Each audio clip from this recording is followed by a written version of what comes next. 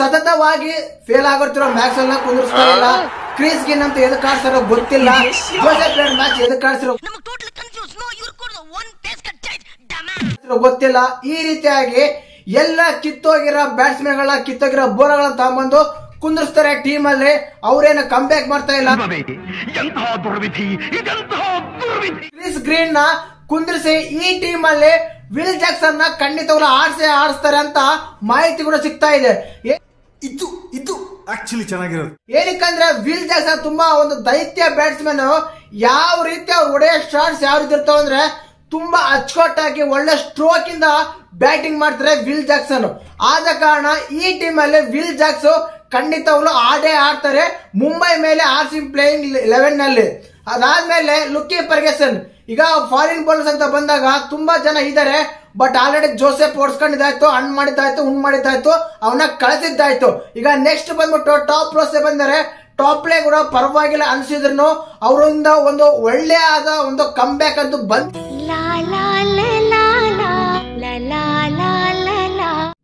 ಎಲ್ಲರಿಗೂ ನಮಸ್ಕಾರ. ಡಿಡಿ ಟಿವಿಯ ಮತ್ತೊಂದು ವಿಡಿಯೋಗೆ ಸ್ವಾಗತ. ಸದ್ಯದ ಪರಿಸ್ಥಿತಿಯಲ್ಲಿ ಕರ್ನಾಟಕ ತುಂಬಾ ಹವಾ ಇದೆ ಅಂದ್ರೆ ಒಂದು ಎಲೆಕ್ಷನ್, ಇನ್ನೊಂದು ನಮ್ಮ IPL RCB ಅಂತ ಹೇಳ್ಕೊಂತೀವಿ.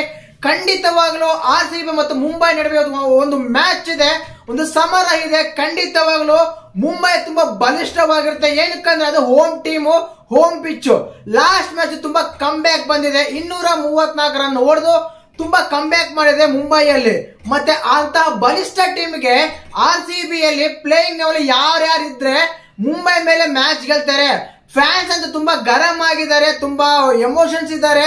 ಮ್ಯಾನೇಜ್ಮೆಂಟ್ ತುಂಬಾ ತರಾಟೆಗೆ ತಗೊಂತ ಇದಾರೆ. ಆದ್ರೂ ಮ್ಯಾನೇಜ್ಮೆಂಟ್ ಮಾತ್ರ ನಾನು ಕೇಳೋದೇ ಇಲ್ಲ ಗುರು, ನಾವು ಮಾಡೋದೇ ಹೀಗೆ, ನಾವು ಆಡ್ಸೋದೇ ಹೀಗೆ ಅನ್ನೋ ಲೆವೆಲ್ಗೆ ಬಂದ್ಬಿಟ್ಟಿದೆ. ಖಂಡಿತವಾಗ್ಲು ಮತ್ತೆ ಮುಂಬೈ ಮೇಲೆ RCB ಗೆಲ್ಬೇಕಂದ್ರೆ ಪ್ಲೇಯಿಂಗ್ ಲೆವೆಲ್ ನಲ್ಲಿ ಯಾರ್ಯಾರು ಇರ್ಬೇಕು, ಯಾರ್ಯಾರಿದ್ರೆ ಗೆಲ್ತಾರೆ, ಹೇಗೆ ಆಡಿದ್ರೆ ಗೆಲ್ತಾರೆ ಅಂತೆಲ್ಲ ಮಾತಾಡೋಣ.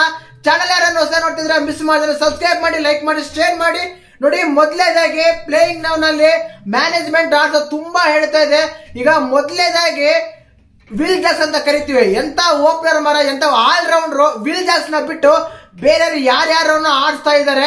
ಖಂಡಿತವಾಗ್ಲೂ ಮ್ಯಾಕ್ಸ್ವೆಲ್ ಎಡುತ್ತಾ ಇದ್ದಾರೆ. ಬಟ್ ಮ್ಯಾಕ್ಸ್ವೆಲ್ ಕುಂದಿರ್ಸ್ತಾರ ಇಲ್ಲ ಕ್ರಿಸ್ ಗ್ರೀನ್ ಕುಂದಿರ್ಸ್ತಾರ ಅಂತ ತುಂಬಾ ಸಂಶಯ ವ್ಯಕ್ತವಾಗ್ತಾ ಇದೆ. ಇಂತಹ ಸಮಯದಲ್ಲಿ ಖಂಡಿತವಾಗ್ಲೂ ಕ್ರಿಸ್ ಗ್ರೀನ್ ನ ಕುಂದಿರಿಸಿ ಈ ಟೀಮ್ ಅಲ್ಲಿ ವಿಲ್ ಜಾಕ್ಸನ್ ನ ಖಂಡಿತವಾಗ್ಲೂ ಆಡಿಸ್ತಾರೆ ಅಂತ ಮಾಹಿತಿ ಕೂಡ ಸಿಗ್ತಾ ಇದೆ. ಏನಕ್ಕಂದ್ರೆ ವಿಲ್ ಜಾಕ್ಸನ್ ತುಂಬಾ ಒಂದು ದೈತ್ಯ ಬ್ಯಾಟ್ಸ್ಮನ್.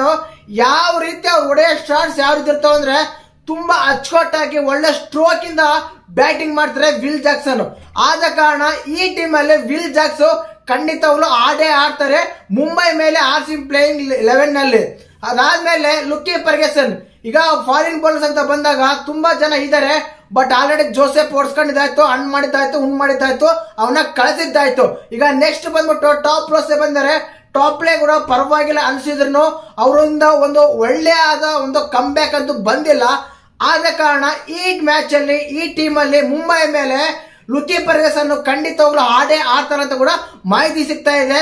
ಇದ್ದರ ಮಾಡುವೆ ಮ್ಯಾಕ್ಸ್ವೆಲ್ ಹೋಗ್ತಾರಾ ಇಲ್ಲ ಕ್ರಿಸ್ ಗಿನ್ ಹೋಗ್ತಾರ ಅಂತ ಕೇಳೋದಾದ್ರೆ ಈ ಮ್ಯಾಚ್ ಅಲ್ಲಿ ಇಬ್ರು ಹೋದ್ರು ಹೋಗ್ಬೋದು. ಏನಕ್ಕಂದ್ರೆ ಮ್ಯಾಕ್ಸ್ವೆಲ್ ಸ್ಥಾನವನ್ನು ವಿಲ್ ಜಾಕ್ಸ್ ತುಂಬ್ತಾರೆ.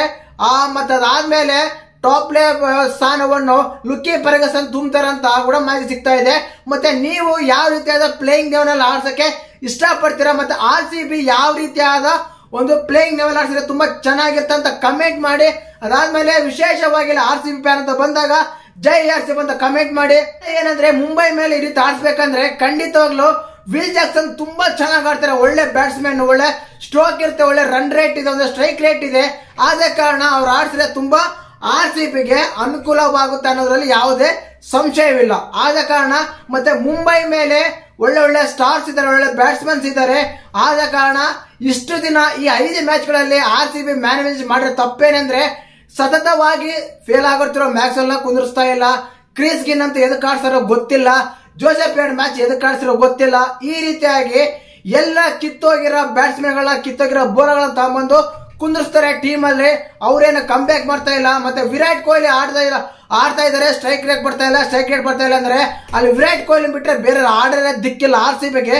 ಇಂಥ ಟೈಮ್ ಅಲ್ಲಿ ವಿರಾಟ್ ಕೊಹ್ಲಿನ ದೋಷಿಸೋದು ತುಂಬಾ ತಪ್ಪನ್ಸುತ್ತೆ. ಮತ್ತೆ ನೀವ್ ಯಾವ ರೀತಿ ವಿರಾಟ್ ಕೊಹ್ಲಿ ಬ್ಯಾಟಿಂಗ್ ಬಗ್ಗೆ ನೀವೇನ್ ಹೇಳ್ತೀರಾ? ಮತ್ತೆ ಮುಂಬೈ ಮೇಲೆ ಪ್ಲೇಯಿಂಗ್ ನಲ್ಲಿ ಯಾವ ರೀತಿ ಇರಬೇಕು? ವಿಲ್ ಜಾಕ್ಸನ್ ಬರ್ತಾರಾ ಈ ಟೀಮ್ಗೆ ಆಡೋಕಿಲ್ಲ ಅಂತ ಕಮೆಂಟ್ ಮಾಡಿ. ಹಾಗೆ ಚಾನಲ್ ಯಾರು ಹೊಸ ನೋಡ್ತಿದ್ರೆ ಮಿಸ್ ಮಾಡಿದ್ರೆ ಸಬ್ಸ್ಕ್ರೈಬ್ ಮಾಡಿ. ಜೈ ಹಿಂದ್, ಜೈ ಕರ್ನಾಟಕ. ಮತ್ತೆ